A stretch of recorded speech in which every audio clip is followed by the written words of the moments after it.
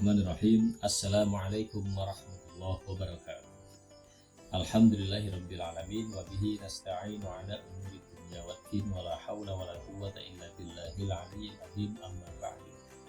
Kaum muslimin dimanapun berada, kali ini saya akan menerangkan tentang zakat. Zakat secara bahasa adalah bersih atau suci atau berkembang. Secara garis besar zakat dibagi dua, yaitu zakat mal dan zakat fitrah. Zakat mal ini hubungannya dengan harta, zakat fitrah hubungannya dengan jiwa. Namun kali ini saya akan fokus menjelaskan tentang zakat fitrah.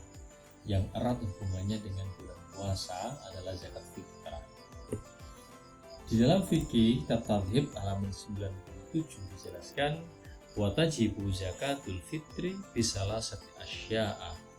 Diwajibkan zakat fitrah sebab 3 hal. Yang pertama Islam, artinya orang non-Islam tidak wajib zakat. Yang kedua, wa bi ghurubi syamsi min akhir yaumin min syahri Ramadan, tenggelamnya matahari di akhir hari bulan Ramadan. Maghrib hari terakhir bulan Ramadan ini diwajibkan. Zakat fitrah itu kapan dibayarkan? Mulai tanggal 1 Ramadan sampai akhir Ramadan. Ini hukumnya boleh, tapi belum wajib. Artinya kalau ada orang puasa Ramadan belum akhir Ramadan, tanggal 15 Ramadan atau tanggal 20 kok meninggal, orang itu tidak diwajibkan zakat.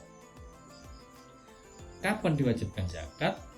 Kalau orang itu hidup sampai akhir Ramadan. Maghrib di akhir Ramadan kok dia hidup, maka dia wajib zakat. Kalau meninggal sebelum maghrib nggak usah zakat. Kalau meninggalnya setelah maghrib dia wajib zakat. Begitu juga bayi yang lahir.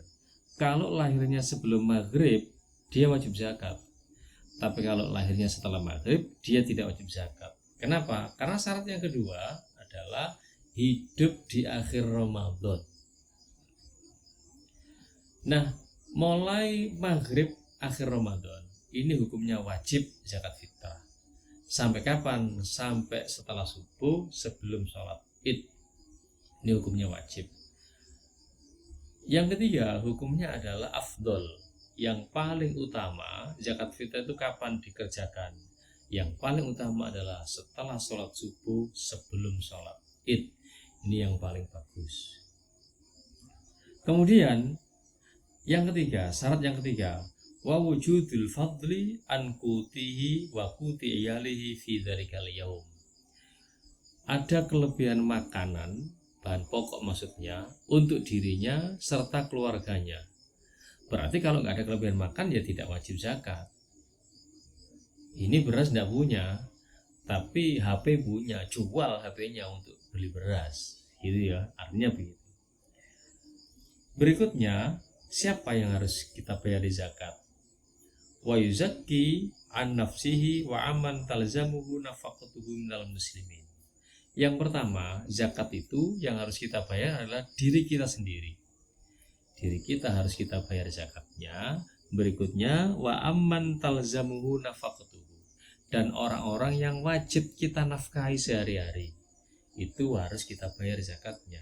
Contoh, istri tiap hari dikasih nafkah, maka ketika zakat harus dibayarkan oleh suami. Berikutnya anak ini setiap hari kita kasih nafkah, maka ketika waktu zakat fitrah diwajibkan, seorang ayah wajib melakukan zakat buat anaknya. Termasuk karyawan, pembantu misalnya, yang setiap hari makan itu dari kita, maka kitalah yang wajib membayar zakatnya. Ini yang banyak orang tidak tahu ya. Jadi orang-orang yang makan tiap hari kita tanggung, itu sekalian zakat juga kita tanggung. Berikutnya, berapa ukuran zakat itu? Ukuran zakat adalah so'an bin kuti baladihi. 1 sok ukuran bahan pokok daerah tersebut.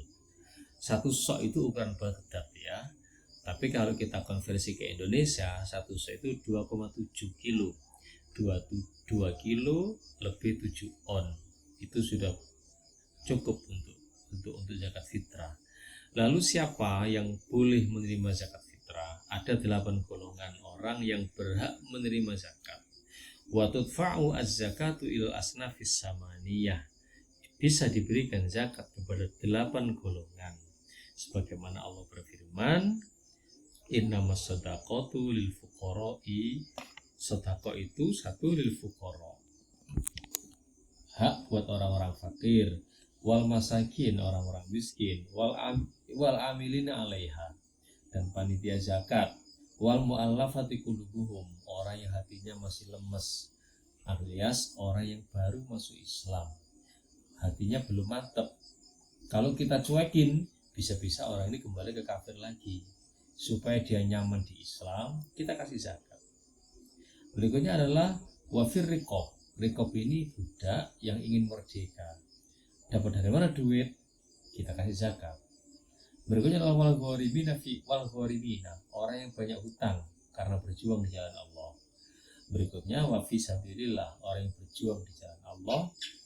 Tentara-tentara yang berjuang membela agama Islam, guru-guru TPQ, mereka juga berhak mendapatkan zakat karena mereka berjuang di jalan Allah. Yang terakhir adalah Ibnu Sabil. Ibnu Sabil ini orang kehabisan bekal ketika bepergian jauh. Dari Jombang mau ke Jakarta, nyampe Semarang duitnya habis. Lanjut ke Jakarta nggak bisa, balik pulang nggak bisa karena duitnya habis. Orang seperti ini meskipun kaya, boleh kita kasih zakat.